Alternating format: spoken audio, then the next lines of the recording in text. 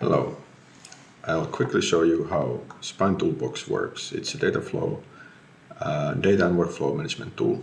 Here you see a workflow that starts from some input files.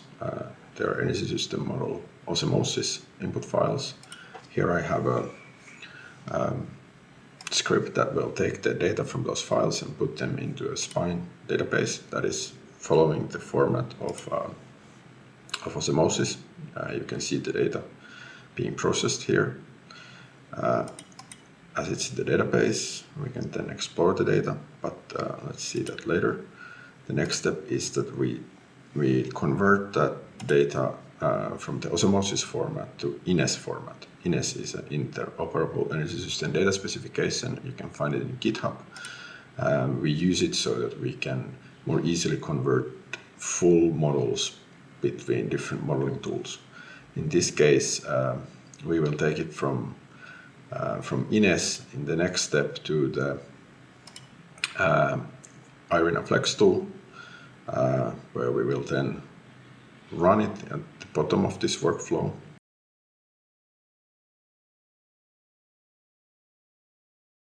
But first, let's have a look at the data, what we have there.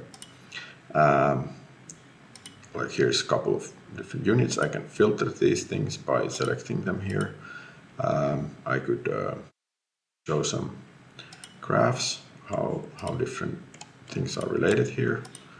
But I want to show you now very quickly that if I want to run different scenarios, I can create them here. What I'm doing here is that I'm adding a new value for efficiency of a coal power plant. The original value, I need to choose the original value was 32%, and now the new value is 40%. And now I can create a new scenario based on all the original data in the base alternative, and then overlaying the high efficiency on top of that, so I get a new scenario with different values, and then I will run the rest of the workflow.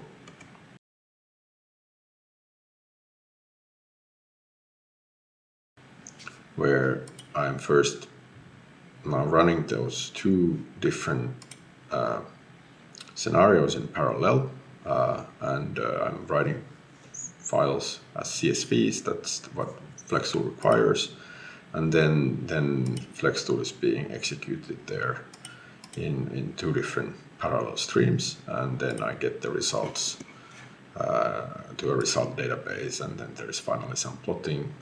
You can of course view the results also directly from the database, or do whatever you want with the data. You could also loop results back and have a more complicated workflows where you